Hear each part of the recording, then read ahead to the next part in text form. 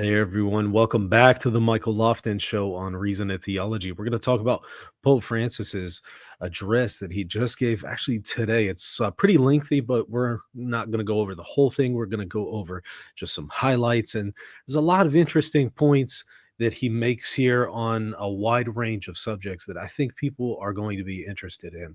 So we're going to take a look at that in addition to his comments about the attempt on Trump's life. He says that this is because of fake news. And he also discusses the dangers of fake news beyond attempts on President elect Trump's life and makes some really interesting points about it. So, we're going to look at that today, as well as something else that I just came across on social media that I wanted to address. I saw this article that came up on my feed. It says, Priest says Pope violated canon law and appointment of woman as dicastery prefect. And I actually just covered that topic yesterday or the day before. We spoke about the appointment that he made. And regardless of what you think about it, whether you think it's right or wrong, I thought that the point that he violated canon law was something worth briefly discussing before we go to the topic of the day, which is Pope Francis's address. But let me remind you, hit that subscribe button if you haven't already. I really would appreciate your support for this channel. This is how I provide for my family. So please hit the subscribe button. That goes a long way. Hit the like button and also consider supporting me at patreon.com/reason and theology if you appreciate the content and you have benefited from it. All right, let's briefly talk about this question. Pope violated canon law and appointment of woman as dicastery prefect. I guess I have a concern because I often see people make statements like this.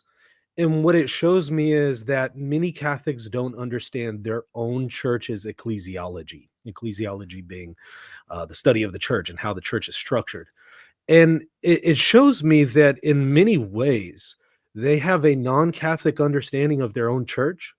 And so whenever something happens that goes against their non-Catholic understanding, they think that the Pope is somehow violating the way things should be, whereas in reality, it's their own understanding that's deficient. Let me give you an example or explain further.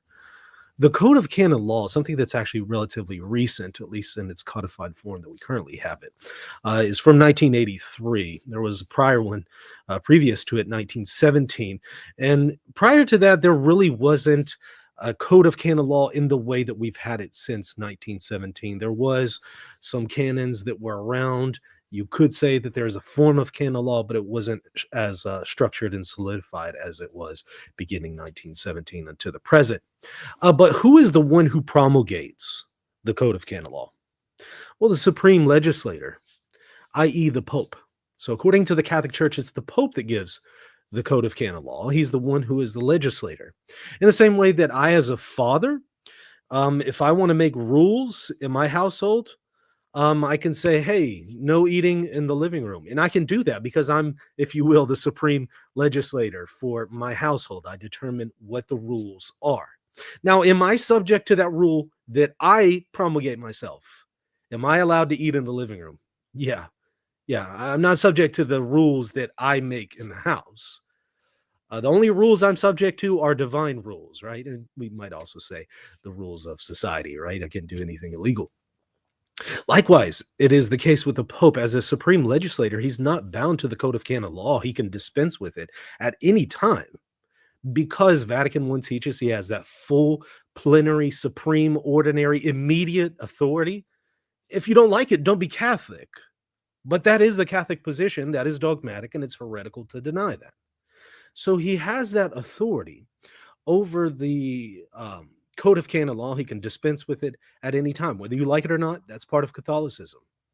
And if you don't like that, just be honest and say, hey, Catholicism isn't for me. But don't say, hey, I'm going to be Catholic and then criticize the Pope for doing something that he has the ability to do.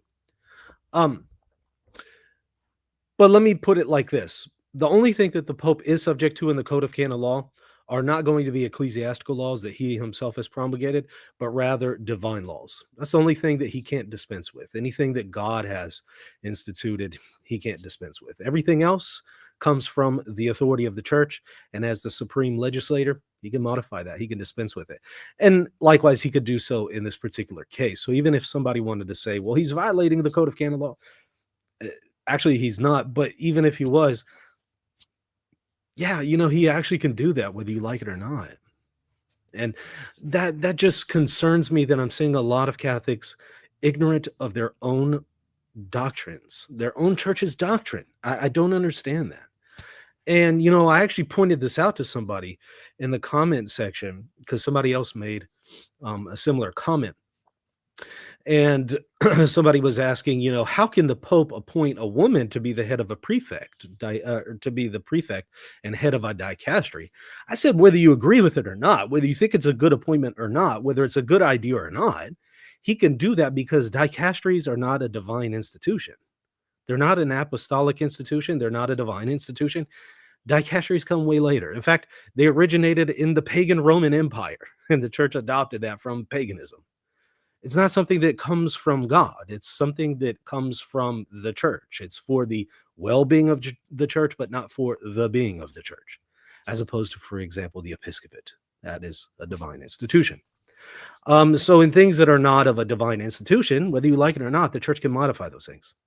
So the Pope could appoint a woman to be the head of a dicastery, whether you like it or not, because a dicastery is not a divine institution where God says only a male can be the head of it. They don't go back to the New Testament. They don't go back to the apostles. And so it shows not only a misunderstanding of ecclesiology, but also of church history.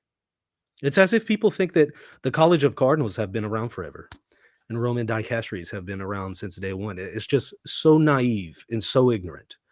And I made that comment. Somebody else put in the comment section, Michael, St. Nicholas would smack you in the face for saying that.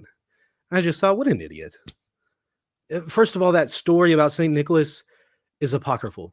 It's not actually historical. It comes about 700 years after the time of Nicholas. He didn't smack Arius. Come on, we know this did not happen historically. It comes a good 700 years after the fact. Nobody knew of this before. It's not historical. But even if it were, so you're telling me that St. Nicholas would disagree with the notion that Roman dicasteries are not apostolic in nature? The level of ignorance that some people have reached is so profoundly bad that it's very discouraging to see. And so my whole point in this part of the conversation for this video is to encourage people. If you're going to belong to a particular communion, please know the basics of that communion before you attempt to criticize not only maybe its leadership, but even others. Just know what the teaching is before you attempt to make criticisms. Otherwise, you end up looking really stupid. And you end up showing that you might actually not be Catholic in your theology. Well, just my 2 cents. So let's go ahead and shift gears here. Let me show you what we got. I'm going to share my screen. While I'm pulling it up, let me remind y'all, if you're just now tuning in, hit that subscribe button. Okay. All right. So this was just released today. So Pope Francis had an audience with the diplomatic corps, credit to the Holy See for the exchange of New Year greetings. It's pretty lengthy, so we're not going to be able to read through the whole thing, but I will give you the highlights. All right, so let's go down to this part here where he addresses the ambassadors, and he says, sadly, we begin this year as the world finds itself rent by numerous conflicts, large and small, more or less known, but also by the resumption of heinous acts of terror, such as those that recently occurred in Magdeburg in Germany and in New Orleans in the United States. Yeah, I'm glad he mentioned that. Being from Louisiana, it was very discouraging to see that. My heart goes out to all the people affected by that terrorist attack. I was in New York when it happened. So I wasn't able to go to New Orleans to kind of see firsthand what's going on there, but I was able to follow the news, and it's just very discouraging, especially when this is how we're starting out 2025. Gosh, not a good thing. And that's what he's pointing out here. We're starting out a new year, and all of a sudden there's this horrible terrorist attack in New Orleans. He says, we also observe in many countries growing conflictual social and political tensions.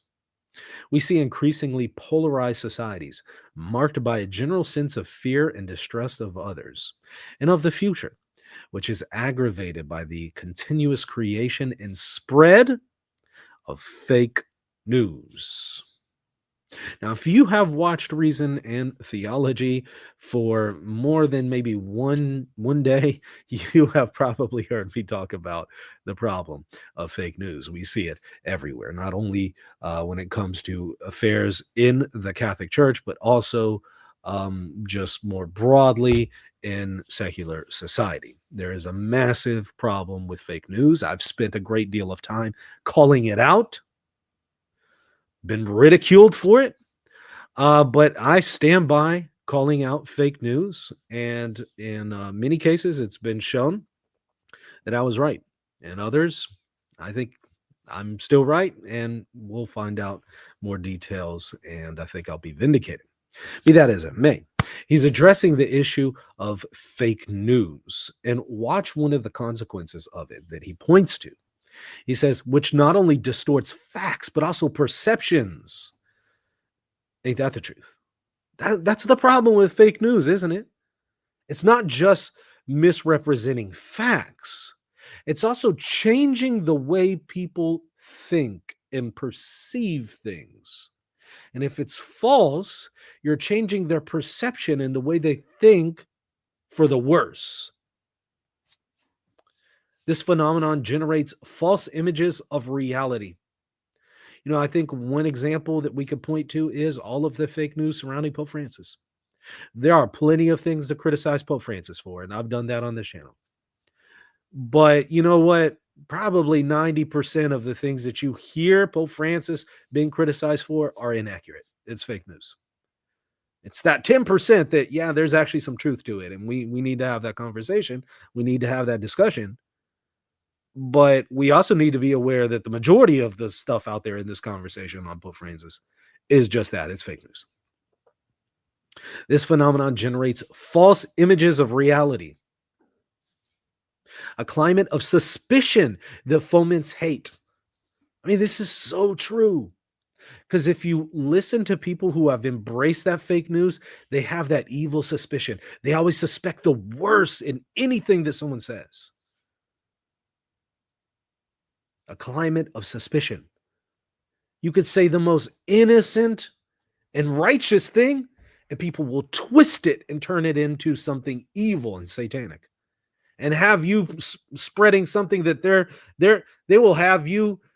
They'll portray you as if you're communicating something entirely demonic, and maybe you were just quoting scripture or something. This is what suspicion does. It twists things. It twists reality.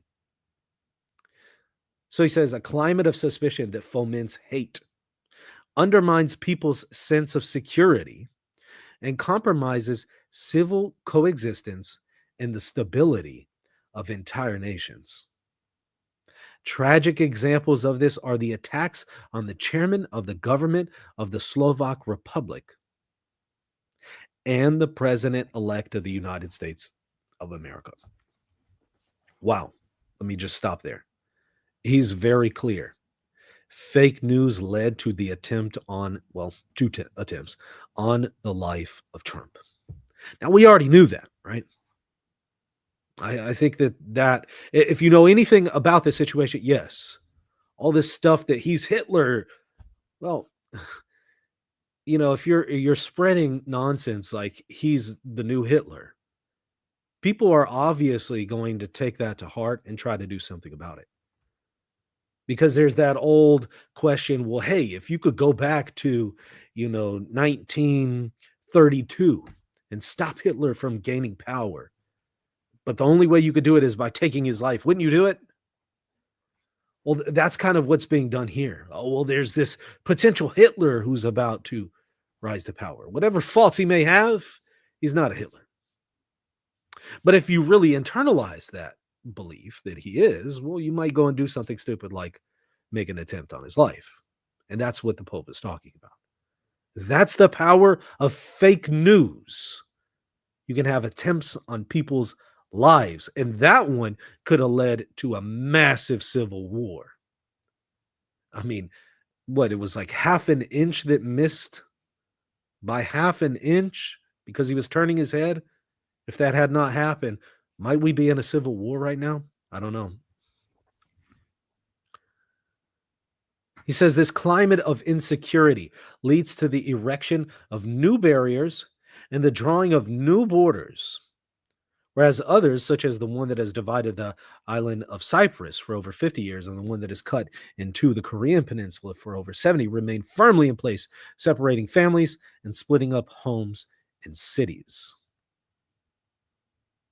I'm going to scroll down here. Let's see here. Scrolling down just a little bit. Like I said, doing mostly a review here because it's pretty lengthy. I'll put a link to this in the show notes if you want to go and read the whole thing, though. He says modern scientific progress, especially in the area of information and communications technology, has brought undoubted benefits for mankind.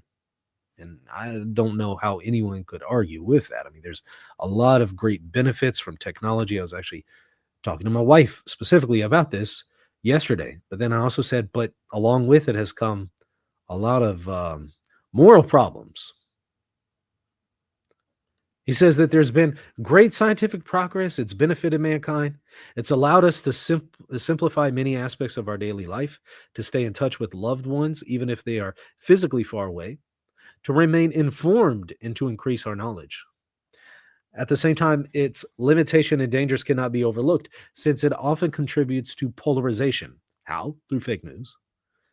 A narrowing of intellectual perspectives, a simplification of reality, misuse, anxiety, and ironically, isolation. Why? Because if you believe the worst in, your neighbor, you're not going to want to hang around them. Oh, they're voting for Hitler. So you're not going to want to be around people who vote for Hitler. That's just an example. Particularly as a result of the use of social media and online games. He also speaks about artificial intelligence. He says the growth of artificial intelligence raises broader concerns about intellectual property rights, the job security of millions of people, the need for respect privacy, and to protect the environment from e-waste. Hardly any corner of our world has been left untouched by the broad cultural transformation brought about by the rapid advances in technology, whose alignment to commercial interests is increasingly evident, generating a culture rooted in consumerism. He talks about this pretty often. He goes on, this imbalance threatens to subvert the order of values inherent in the creation of relationships, education, and transmission of social mores. Whereas parents, close relatives, and educators must remain the main channels for the transmission of culture, for the sake of which governments should limit themselves to providing support for them in their educational responsibilities. Here we see the importance of media literacy education, which aims to provide the essential tools needed to promote critical thinking skills, to equip young people with the necessary means for their personal growth and their active participation in the future of societies. Well, I could second that, especially the critical thinking skills. The most beneficial class I took in my undergrad, I think I've mentioned this on the show before, most beneficial class I took in my undergrad was a course on logic and walking through how to reason, walking through the principles of logic. That was probably the most beneficial because it taught me critical thinking skills. And I use them to this very day in everything. And I've found them incredibly valuable in the area of theology, church history, politics, just assessing the news. We need to get back to it. Sadly, I was the last person to take that class at the university. They discontinued that class right after me. Sadly, they cut it out of the program. That and the philosophy program. They didn't see it as valuable enough. Well, that's sad. We need to change that. We need to value critical thinking skills. He continues, scrolling down just a little bit further. As a result, the attempt to manipulate multilateral documents by changing the meaning of terms and unilaterally reinterpreting the content of human rights treaties in order to advance divisive ideologies that trample on the values and beliefs of people is particularly worrying. I think we know what he's talking about here, don't we? If you know what he's talking about, put it in the chat. It represents a form of genuine ideological colonization. That should be the key indicator for you. What does Pope Francis say is ideological colonization? Just a hint, the transgender stuff. It represents a form of genuine ideological colonization that attempts, in accordance with carefully planned agendas, to uproot the traditions, history, and religious bonds of people. This is a mentality that, by claiming to leave behind what are considered to be the dark pages of history, opens the door to the cancel culture. So the Pope is now calling out cancel culture, which he needs to do, because sadly, cancel culture is alive and well in Catholicism. Yours truly has been a victim of it, and we've seen it all over. You say something that the major content creators don't like, canceled. Canceled.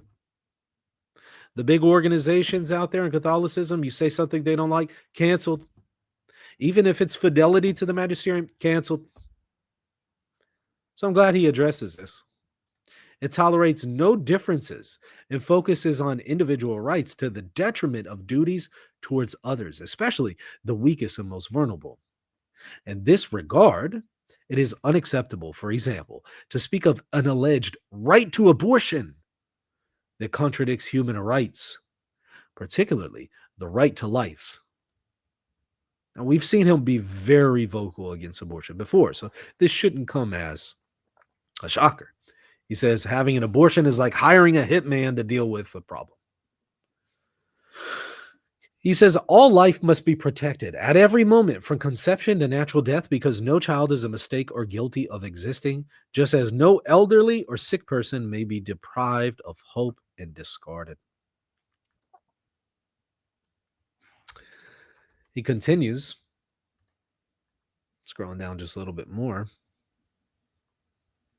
A diplomacy of hope is also a diplomacy of forgiveness, capable at a time full of open or latent conflicts, of mending relationships torn by hatred and violence, and thus caring for the broken hearts of their all too numerous victims. My wish for the year 2025 is that the entire international community will work above all to end the conflict that for almost 3 years now has caused so much bloodshed in war-torn Ukraine and has taken an enormous toll of lives, including those of many civilians.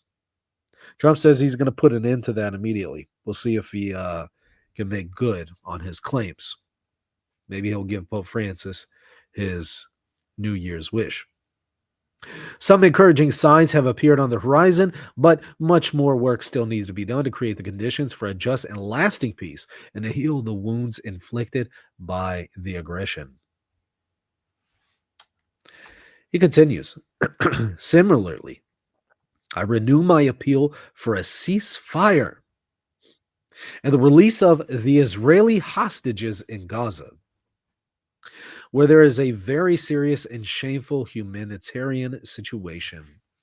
And I ask that the Palestinian population receive all the aid it needs. So he's attempting to take a balanced perspective here in addressing the problem with Hamas. They need to release the hostages, but also addressing the problem, humanitarian problem surrounding the Palestinians. And that aid needs to get to them, he says. My prayer for hope is that Israelis and Palestinians can rebuild the bridges of dialogue and mutual trust, starting with the smallest, so that the future generations can live side by side in the two stages in peace and security, and that Jerusalem can be the city of encounter where Christians, Jews, and Muslims live together in harmony and respect. Well, that's a tall order, because so much has gone down on both sides here. Both sides. But we can hope, right? Just last June in the Vatican Gardens, we joined in commemorating the 10th anniversary of the invocation of peace in the Holy Land that on 8th of June 2014 saw the presence of the then president of the state of Israel, Shimon Peres, and the president of the state of Palestine, Mahmoud Abbas, along with the patriarch Bartholomew I of Constantinople. That meeting bore witness to the fact that dialogue is always possible and that we cannot give in to the idea that enmity and hatred between peoples will have the other upper hand. I appreciate his positive, thinking here. But as y'all know, for anybody who's really looked into the situation, um, for there to be peace here, it's a really tall order. Maybe one of the most difficult issues in the world today, one of the most complex issues. At the same time, it must also be pointed out that war is fueled by the continued proliferation of ever more sophisticated and destructive weapons. This morning, I reiterate my appeal that with the money spent on weapons and other military expenditures, let us establish a global fund that can finally put an end to hunger and favor development in the most impoverished countries so that their citizens will not resort to violent and illusory solutions or have to leave their countries in order to seek a more dignified life. Hey, I'm all in favor of it. But you know what most people are going to say. Well, I say most people. You know what a lot of people are going to say when they hear that, right? They're going to say, well, Pope Francis, there's a lot of wealth in the Vatican. And I can certainly say firsthand, having been to the Vatican Museum and other places there is a lot of wealth there, right? Accumulated over a long period of time. Why not just go and sell all that stuff and give it to the poor, some will say.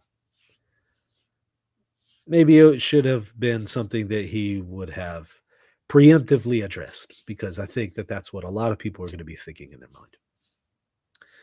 At the same time, it must also be pointed out that war is fueled by the continued proliferation of ever more sophisticated and destructive weapons. War is always a failure, he says. The involvement of civilians, especially children, and the destruction of infrastructures is not only a disaster, but essentially means that between the two sides, only evil emerges the winner. We cannot in any way accept the bombing of civilians or the attacking of infrastructures necessary for their survival. We cannot accept that children are freezing to death because hospitals have been destroyed or a country's energy network has been hit. I want to take just a quick moment to show you a very quick clip here related to something that he just said. I'm going to take a quick excursion here. I'm going to show you something that was done about a year ago. Back now to our break. Civilians and bombing children, and we can't do that. I'm going to show something to you. Might want to consider this. One among many, many, many examples. Let me enable the audio, make sure that you can hear it. Might this be what Pope Francis has in mind? Well, I don't know. It was a year ago, and a lot has happened since then, and a lot of other examples have happened. But might this be one of them? Let's take a look. Watch this with me. Back now to our breaking news here in the Middle East. A massive explosion at the largest refugee camp in Gaza. Joining us now is Lieutenant Colonel Richard Hecht. He's the international spokesperson for the Israel Defense Forces. Thanks so much for joining us. I want to ask you first about this massive blast that we all just saw. We saw the video at the Jabalia refugee camp in Gaza. Is there anything more you could first of all tell us about how this explosion happened? Hi, Wolf. Thanks for having me. So we'll be coming out in the next, hopefully, hour with more data, but I can update you now that there was a very senior Hamas commander in that area. Sadly, he was hiding, again, as they do, behind within civilians. And that's all I can say at this point. We're looking into it, and we'll be coming out with more data as we learn what happened there. So can you confirm it was an Israeli attack that destroyed a big chunk of that Jabalia refugee camp? Yes, I can. We were focused again on our target, a senior commander, Wolf, and we'll be updating you with more data as the hour moves ahead. But even if that Hamas commander was there amidst all those Palestinian refugees who are in that Jabalia refugee camp, Israel still went ahead and dropped a bomb there, attempting to kill this Hamas commander, knowing that a lot of innocent civilians, men, women, and children, presumably would be killed. Is that what I'm hearing? That's not what you're hearing, Wolf. We're focused on this commander, again, who you'll get more data who this man was. Killed many, many Israelis. We're doing everything we can. It's a very complicated battle space. There could be infrastructure there. There could be tunnels there. We're still looking into it, and we'll give you more data as the hour moves ahead. But you know that there are a lot of refugees, a lot of innocent civilians, men, women, and children in that refugee camp as well, right? This is the tragedy of war, Wolf. I mean, as you know, we've been saying for days, move south. Civilians that are not involved with Hamas, please move south. Yeah, I'm just trying to get a little bit more information. You knew there were civilians there. You knew there were refugees, all sorts of refugees, but you decided to still drop a bomb on that refugee camp, attempting to kill the Hamas commander. By the way, was he killed? I can't confirm yet. There'll be more updated. Yes, we know that he was killed. About the civilians there, we're doing everything we can to minimize. I'll say it again. Sadly, they are hiding themselves within civilian population. And again, we are doing this stage by stage, and we're going to go after every one of these terrorists who was involved in that heinous attack on the 7th of October. Wolf. So let me say this. I'm really appalled to see that. He says, well, hey, there's some kind of Hamas commander there. Okay. Well, about 112 people lost their lives. About 777 were injured as well. And this was done to get one guy? Do you mean to tell me you couldn't get like 10 really top-notch Israeli soldier IDF guys to go in there and surgically take this guy out without dropping bombs on a refugee camp? I'm sorry, I'm not buying it. The notion that, well, he's hiding among civilians. Well, I suspect that's probably the case given that how small Gaza is. Pretty sure that's true. But couldn't you go in there and surgically remove them? That doesn't justify bombing a refugee camp with such heavy casualties. Now, if there had been 20 Israelis nearby that Hamas leader, you think they still would have bombed it? What does this say about valuing life here, or Palestinian life specifically? I'm not buying it. When I looked further into it, it's just inexcusable. And if you want to go after a Hamas leader, fine. But you can do that in a way that doesn't require you dropping bombs on hundreds and hundreds of people. And they say, well, we warned them. Yeah, right. But a lot of them were elderly and sick and couldn't leave. By the way, the majority, supposedly, who were killed here were women and children. But a lot of them couldn't leave. And for some, they stayed there because they were concerned if we leave, we might be bombed because other people have left their refugee camps and they were bombed as they're fleeing. So there were some concerns among some of the people there. And thus some stayed behind and they were bombed. Well, others have pointed out, look, regardless of the reason for them staying behind, you have a duty to protect their lives and you can't just indiscriminately start bombing just because they're there and just because you gave a warning, you still have a duty to protect their lives.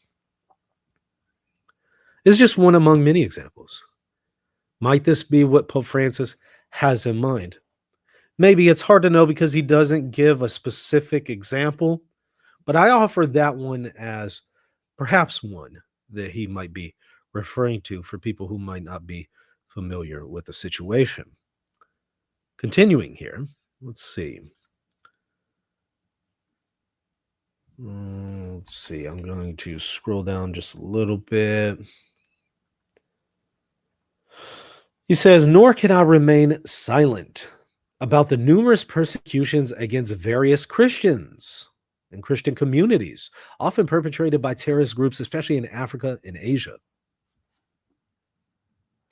Nor, for that matter, about the more discrete forms of restriction on religious freedom that at all times are found also in Europe, where legal norms and administrative practices are growing that limit or, in fact, annul the rights formally recognized by the Constitution for individual believers and religious groups. In this regard, I would reiterate that religious freedom constitutes an achievement of a sound political and juridical culture because when it is acknowledged, the dignity of the human person is respected at its root, and the ethos and institutions of peoples are strengthened. Christians are able and desire actively to contribute to the building up of societies in which they live, even where they are not a majority in society. They are citizens in their own right, especially in those lands where they have lived from time immemorial. I'm speaking especially of Syria, which after years of war and devastation seems to be pursuing a path of stability. I hope that the territorial integrity, the unity of the Syrian people, and the necessary constitutional reforms will not be compromised by anyone, and that the international community will help Syria to be a land of peace, peaceful coexistence where all Syrians, including the Christian community, can feel themselves to be full citizens and share in the common good of that beloved nation. And by the way, I see Iman just joined as a channel member. Congrats and thank you so much for joining. Welcome on board. Let's continue here. Scrolling down just a little bit. I think too of beloved Lebanon and express my hope that the country, with the decisive help of its Christian community, can possess the necessary institutional stability needed to address the grave economic and social situation, to rebuild the south of the country affected by war, and fully to implement the Constitution and the Taif Agreement. May all Lebanese work to ensure that the country of the great cedars is never disfigured by division, but rather distinguished for living together. May Lebanon remain a country and a message of coexistence and peace. Scrolling down just a little bit more here, wrapping it up though.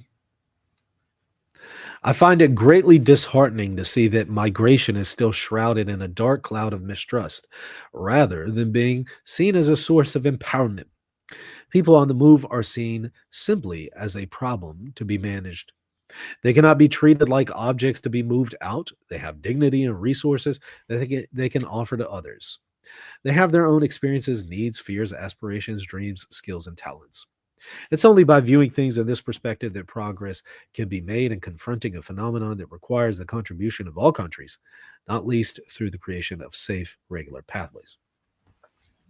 There can be a number of countries that he's referring to here, not just the United States or even England, but those should be kept in mind. And there's some truth to what Pope Francis says, but often I see with Pope Francis, he emphasizes one truth and sometimes doesn't address in a more balanced way some other factors that need to be involved in the discussion. And I think this is one of them.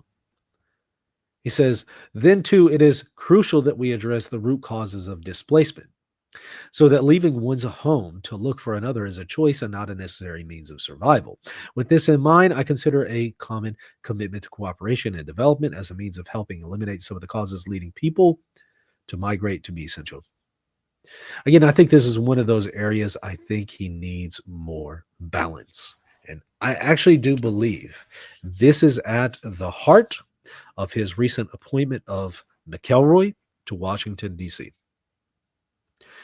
Whether you think that's a greater appointment or one of the worst appointments in papal history,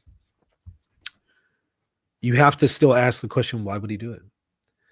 I think the issue on immigration is why, because McElroy has been very outspoken on the question, and I think Pope Francis has put him there to kind of offset what he believes to be an imbalance in Trump and his policies. Whether you agree with it or not, whether that's fair or not, I think that's the motivation. And the concern is that that is the focus, but it comes with a lot of other baggage.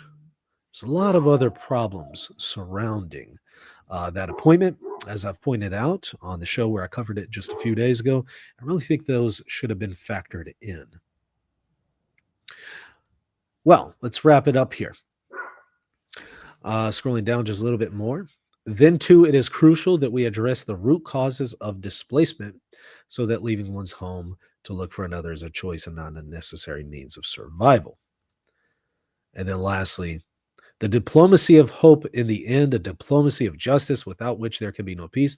The Jubilee year is a favorable time to practice justice, to forgive debts, and to communicate the sentences of prisoners. However, there is no debt that allows anyone, including the state, to demand the life of another. In this regard, I reiterate my call for the death penalty to be eliminated in every nation, since it finds no justification today among the instruments capable of restoring justice.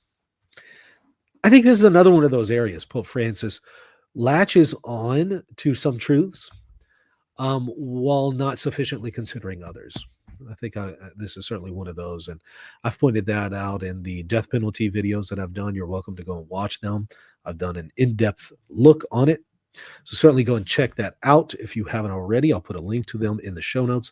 But that's effectively it. I wanted to show y'all what Pope Francis was saying in this papal audience. I thought it was incredibly fascinating. If you enjoyed it and found it beneficial, hit that like button, hit the subscribe button, and hey, check out patreon.com/reason and theology if you want to financially support this channel, because this is how I provide for my family, and I would greatly appreciate the support. We'll see you later. God bless. Are you seeking clarity in the midst of confusion about Eastern Orthodoxy and Catholicism? In my book, Answering Orthodoxy, I offer a biblical and historical response to the most common objections that Eastern Orthodox offer against the Catholic Church. This book is for anyone searching for the truth, whether you're Catholic, Orthodox, or simply trying to make sense of the differences between Catholics and Orthodox. Order your copy today and discover the rational, biblical, and historical basis for the Catholic Church. Visit Amazon to order your copy today. Are you ready to deepen your faith and sharpen your understanding of theology? Welcome to the Center for Theological Research, your gateway to transformative learning. At CTR, you will find in-depth courses designed to equip you with the tools to grow in your understanding of the faith. Explore courses like the 7 Ecumenical Councils and uncover the foundational truths that shape Christianity. Master the ability to determine the level of a doctrine in the Theological Notes course. And in the Logical Fallacies and Apologetics course, you'll learn to spot the logical errors often encountered in non-Catholic apologetics content. Also, check out the ebooks that are available to you for free. Start your journey today. Visit ctresearch.org and take the next step in your faith formation.